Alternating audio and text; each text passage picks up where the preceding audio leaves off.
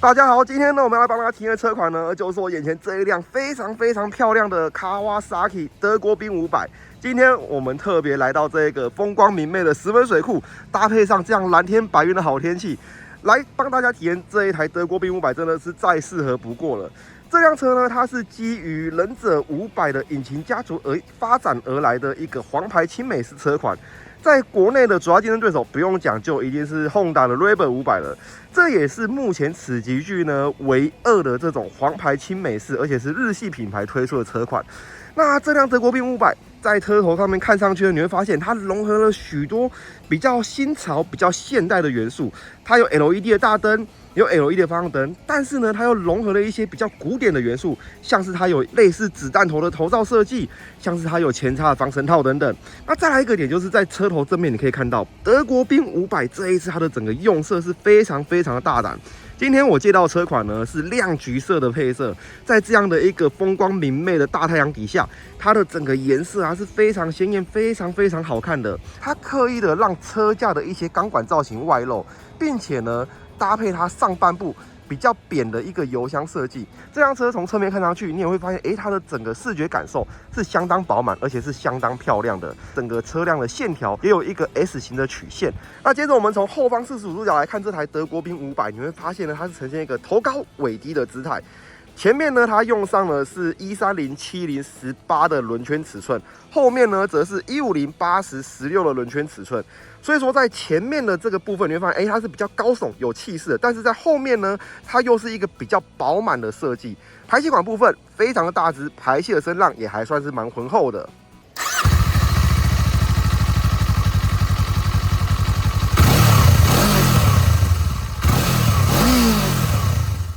那从车尾看这台车呢，还有一个很有意思的地方，就是这辆车呢，它的尾灯虽然看似很像一颗传统的卤素灯泡，但其实它是一个 LED 的灯珠。这也是 Kawasaki 从力900 RS 开始呢，就一直有的传统。虽然是采用新世代的 LED 灯了，但是呢，它为了要展现出这种复古的风格，所以它会故意把它营造成好像是传统的卤素灯一样。但其实呢，它内部是采用 LED 的灯珠。好，那接着我们跨座上车，打开这辆车的仪表板。德国宾500的仪表板呢，它是采用一个偏置式的设计，但是这样的一个设计呢，我觉得是还蛮好看的。它的整个造型、大小跟摆放的位置，还有头罩配合这个仪表板所开的凹槽呢，都让我觉得它这样的一个仪表设置啊，是有经过一些巧思的。它的整个仪表板的功能呢，算是非常的简单，它就是只有一些简单的里程设定啊，还有平均油耗等等。那这个仪表板它是可以做一个蓝牙连接的。那再来一个很有意思的地方，就是它底下这一颗灯啊，我原本以为它是一个超转灯，但其实它不是超转灯。像现在我把车子侧柱给收起来，打空档，然后我把车辆给发动。好，现在我把转速稍微拉一下。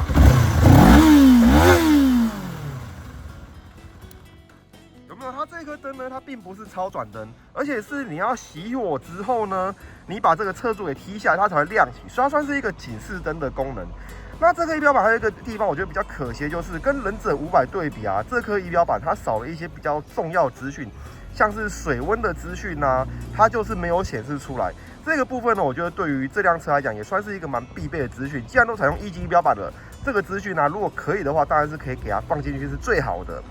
好，接着呢，我们来看到这辆车的一个把手界面。这辆车把手界面它采用的是一个比较窄的设计，它跟许多美式车采用那种很大的宽把不一样。它的整个把手呢，第一个把手的这个直径呢是比较细的啊，第二个呢，就是它的整个把手宽度是比较窄的。然后它的整个后照镜非常的短，非常的可爱，而且采用一个圆镜的造型设计。那在这边呢，有一个凸起的东西，这个是什么呢？这个是原厂官方的一个 Type C 的充电器，这个是德国宾500 S1 比较高阶的版本才会有的配置。但是我觉得它这个 Type C 的充电器啊，装在这边是有点大颗，有点突兀的。好，现在呢，我们准备来上路骑乘。那么在上路骑乘之前呢，我们一样来做一个牵车还有跨车，看一下这辆车它的整个骑乘三角表现如何。首先，这辆德国宾它的车重是177公斤，但是呢，因为它低重心，然后高把手的关系，所以说当你把车扶正、侧柱踢下来的时候，你会发现车子的重心很低，所以你在扶起来的时候，感觉上它的分量感都集中在下半部，所以你在扶起来的时候呢，其实你是不会感觉到它很吃力的。像我现在一只手就可以把它扶着。那接着呢，我们把它往前推，车子推起来呢，其实也还算蛮轻松的。再来呢，就是它的整个跺脚非常的大，大家可以看一下。所以当今天我要做个回转的时候，大家可以看车子是非常非常好牵的。我们这样就转完一圈了。好，然后呢，在往后推的时候呢，这辆车它的整个推起来的感觉呢，也是非常的轻松，因为它的重心很低，所以说当今天把车往后推进停车格的时候啊，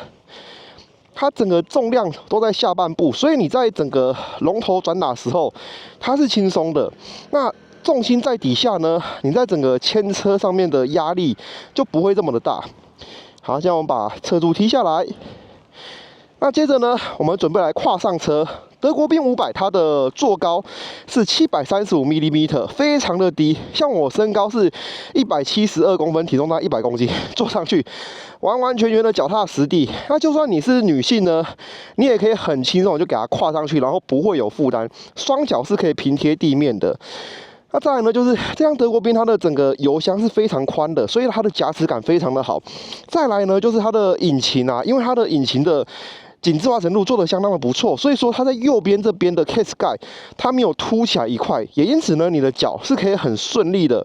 很平稳的放上去，而且呢不会有任何的干涉，也不会觉得你的脚为了闪那 case 盖要往外扒一点点，不会。所以这辆车它的整个置脚性跟油箱的夹持性，我觉得是做得相当不错的。好，接着呢，我们就马上来上路体验骑乘吧。好的，现在呢，我们来进行的呢是在市区的体验。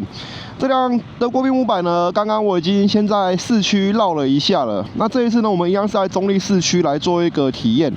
首先我先说一下，在市区的第一个感觉就是这辆车啊，真的非常的轻盈。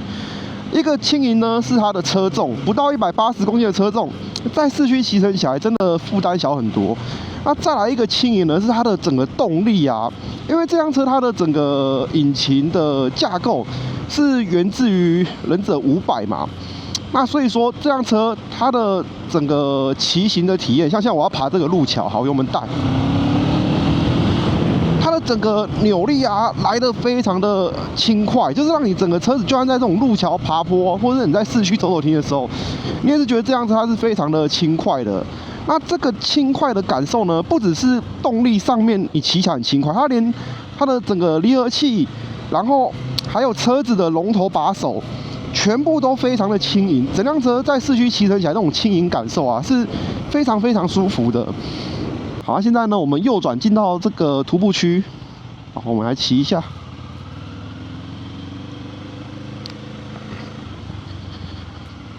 我觉得在市区这种石板路的路感啊，它给我的感觉是比 Raver 还要多的，就是路面上的这种坑洞啊、凹凸不平，它回传给驾驶者，它告诉驾驶者的资讯是比 Raver 500多的。这很有Kawasaki他们家的一个风格。现在骑到不管是4WR 还是忍者500，还是这一辆德国宾，他们在这种碎石板路给驾驶人的回馈，就是他会比较把一些凹凸传回给你，但是呢，一些比较不舒服的碎震，它还是会帮你过滤掉。那这样德国宾呢，还有一个点让我很喜欢，就是它的油箱啊是做比较宽，然后它在油箱两侧这边有做一个饰板，让你可以去夹脚的。所以你在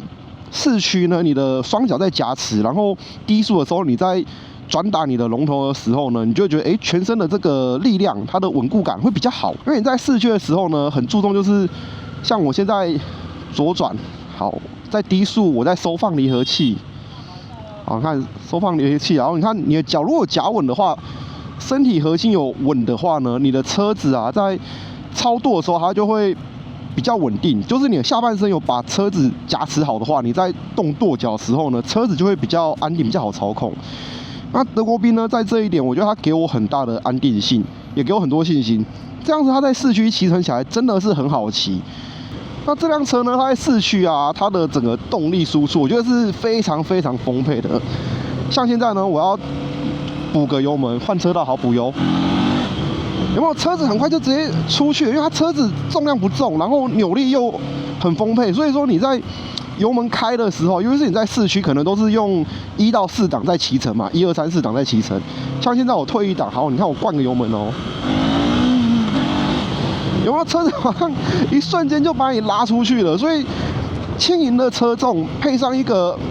很丰沛的中低转扭力，然后再配上这种活泼的设定呢，让在德国宾啊，你在市区骑乘的时候是很轻盈、很轻松的，而且它又给你那种很安心的感觉。然后你的整个操作啊，你的整个转打跺脚跟你的整个动力的输出，它都会让你非常非常的满意。这辆车在市区骑乘，基本上我找不到它的缺点，因为它在市区真的是很好骑，很好骑。好，接着呢，我们来到山路的体验。这一次呢，我一样来到了石门水库的环湖公路。那这条山路也是上一次我体验忍者500所骑的一条山路，在同样的路线，那同样足迹的引擎，但是不同的设定之下，这两台车会有什么差别？德国宾它跟忍者500在这一条山路上面骑起来会有哪些不同的惊喜？我们现在就来体验一下。首先呢，德国宾它在整个动力的输出上面来讲啊，它的整个扭力的涌现，它的整个转速域又比忍者500还要再提早了一些些。刚刚一路上骑来呢，其实我就有发现啊，在爬坡的时候，大概4、5千转，它的整个动力啊就可以很快速的涌现出来了。然后呢，德国宾500它在山路上面呢，我刚刚这样子骑啊。那它的整个过弯的倾角，当然是没有办法像忍者500这么的多，甚至你像这样子，你看已经磨到了，你的角度不用大，你只要稍微多一点点的倾角呢，车子它很快就会磨到了。但是这其实也不是这辆车它的原罪，因为它本来的设定就是要这样子，它本来就是要让你的脚放得很低，放得很前面，然后骑得很舒服，这才是这一种美式嬉皮车它所要的一个感觉。那在山路上面，我觉得大家可能会比较注重的就是它的整个转速的运用啊，到底怎么样？那这样德国宾500呢，它在山路上面，我相信大家所在乎的点呢，就是它的整个转速域，它在补起来的感觉到底怎么样？它会不会很陡？会不会很正？然后它的整个转速反应上来的感觉，会不会就是让你一直要拉高转？像现在我用3档骑到40公里，转速大概是在3500转。好，那我们进4档。转速掉到3000，我现在收油门啊，掉2000，好，我现在补。好，它补起来的反应呢，还是一样很顺，而且呢，它是慢慢就推上去了，而且它没有抖，然后在把手上面跟你的胯下、你的油箱，它的整个震动上面来讲呢，它也没有让你那种很不舒服的碎震，或者是双缸特有那种低转速那种抖动感会出现。它可以容许你掉的转速其实还蛮低的哦。它像现在爬坡，我们加速，好，现在转速进到5000转，进到它的甜蜜带之后呢，车子的发力出来了之后，你就觉得车子好像整个醒过来了。那现在进到下坡路段，好，我们刹车，前后刹车搭配起来，我觉得算是很够用。像忍者500呢，它的整个调性是比较活泼，它转速会一直鼓励你去拉。那在那样的一个骑乘节奏之下呢，我可能就会觉得，忍者500它的前刹车可能就是有点力不从心。可是换到德国宾500它这样的一个定位的车款，第一个它的弯道的倾角不会这么大，所以它的进弯前的速度呢，你自然也不会拉得这么高。那它在整个节奏上面来讲就是比较悠闲的，所以你在整个制动系统的搭配上面来讲呢，要求就不用这么的高。那在比较低的速度跟比较慢的节奏之下呢，你在骑乘的时候，你就会觉得，它的整个制动呢是相当够用的。整辆车它在这种比较刁钻的小山路骑乘起来，第一个它车子很轻巧，所以它的整个转速跟你的油门，还有你车辆的姿态呢，你是很好去掌控它的。再就是你看你这样轻轻的放进弯，车子就顺着出去了，你的速度不用快，它也不可能让你快，因为它的整个倾角有限嘛。但是你只要进弯前减速，然后弯中慢慢补，车子出去之后呢，整个骑乘起来的节奏啊，就是很悠闲，然后又很灵活。这辆车在山路上面，因为它的整个车重、马力重量比的优势呢，所以说在小山路骑起来呢，绝对是会比大排量的车子还要有乐趣。那这个乐趣呢，是因为它的整个灵活刁钻，然后呢，跟同样足系引擎的忍者500相比呢，这辆车在一样的路段骑乘起来呢，它给你的感受呢，也是会比较丰富一点点的。你可以很慢、很悠闲的骑它。但是当今天你把它维持在一个比较活泼的转速带的时候呢，它也可以给你一个很好玩的引擎反应。不过呢，就是你要记住啊，就是弯中的倾角绝对不能去贪心，就是你的进弯前的减速一定要做好，尽量让弯中的倾角少一点点，否则的话，这辆车它的整个脚踏是非常容易磨到的。好的，现在呢，我们来到了66快速道路的旁边，等一下呢，我们就要来进行这一台德国宾500的一个高架体验。那这一次呢，我们一样为了避免在高架高速的情况之下收音不佳的问题，因此呢，等一下我们一样是骑完高架之后，再来跟大家分享一下我的骑乘体验感受。好，现在呢，我们就先上高架来体验吧。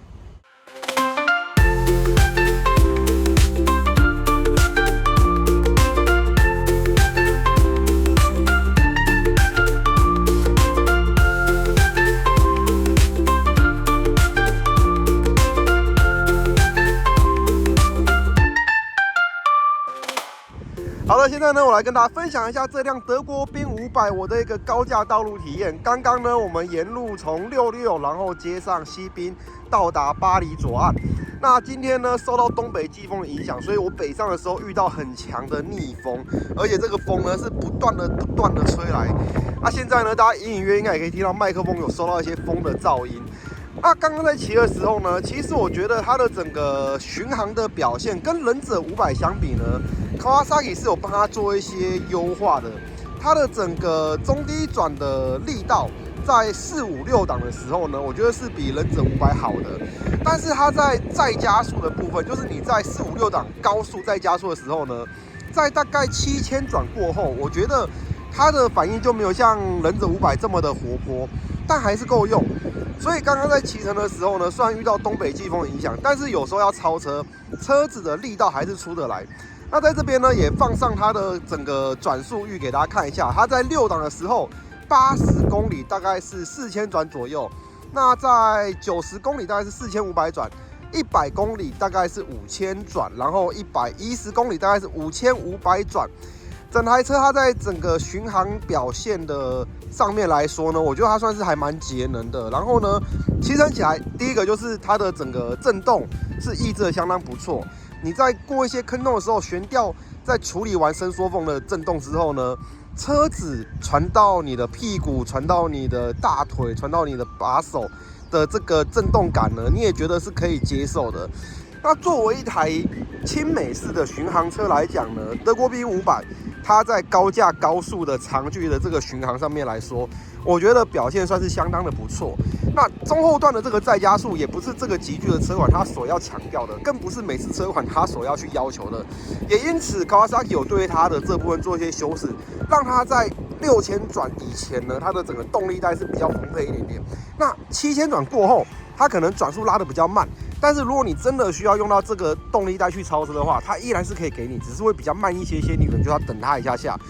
好的，那么在经过几天的相处呢，现在我就来跟大家分享一下这辆德国宾500我的一个最终的心得感想。大家可以看到，现在呢，我来到石门水库，然后把车停在这一个绿意盎然的停车场，配上一些下午的阳光，这辆德国宾500啊，看起来真的是闪闪发亮，非常的鲜艳，非常的动人。那对于这辆车呢，其实我有2个面向来跟大家分享。首先第一个就是感性，第二个就是理性。那我先讲一下感性的面向好了。这辆车呢，在外观造型的设计上面来讲，我觉得是很讨喜的。尤其是它的头罩、它的配色、它的油箱的造型，还有它的整个上半身跟下半身以车架隔开的这种设计语汇啊，我觉得在整个视觉上面来讲，它是让我喜欢的。但是在外观造型的部分，有几个地方我觉得还是可以把它修饰漂亮一点，让这个感性的成分呢可以增加一些。像它的整个走线呢，可以走得更整洁。下半身的部分，我觉得有点太过低调了，也许可以多用一些亮银色或是亮黑色的部件，让它整个上下半身是有更多的那种华丽感的。好，那接着呢，我们上路来聊聊比较理性，就是它比较性能的一面。这辆车呢，在这几天的相处啊，我已经骑了200多公里。对于这辆车它的整个引擎的设定，还有它整个动力曲线的调性来讲，我给予的评价是非常高的。因为我已经先骑过忍者500了，那在忍者500上面，我找到了忍者家族的那种活泼，那一种运动感受，还有那一种转速的延伸性。但是同样的一个引擎家族放到这辆德国宾500上面，Kawasaki又可以把它修饰的比较沉稳一点。可是呢，在4000到6000转之间的这个活泼感受一点都没有减损掉，所以你在它的实用转速、总体转速，你还是可以找到忍者家族那种味道，那种灵活跟活泼。可是，在比较中后段高转速的部分呢，它就是呈现出一个比较沉稳的感觉。所以，当今天你在慢慢骑的时候呢，这辆车我觉得是舒服的。就像我现在骑在石门水库这个园区里面，我骑得很慢，兜风骑，哇，它很舒服，转速掉的比较低也没问题。但是当今天你要爬坡的时候，像现在我要爬这个坡，油门带下去，转速4、5千转，扭力是源源不绝出来的，所以它的整个调性啊，就会让你觉得它是能屈能伸的。那再配上这辆车，我觉得它整个骑乘姿势的设定呢，是更加让我喜欢的，是更加讨喜的。对比于竞品对手来讲，它的油箱更好的夹持，那它的整个骑乘三角设定比较直立一些。我觉得这些呢，都是我对这辆德国宾500留下好印象的地方。所以在它整个动力啊，还有在它的整个性能面上面来讲，这辆车我觉得它是可以满足这个客群他所要的。通常会买这种车的客群啊，第一个他不会很在乎那些华丽的电控配备，那再来第二个就是车辆传达给你的这种感受是很重要的，这个是无形的东西，它没有办法写在规格表上面，只有你骑过之后才可以发现它的真实面向到底是怎么样。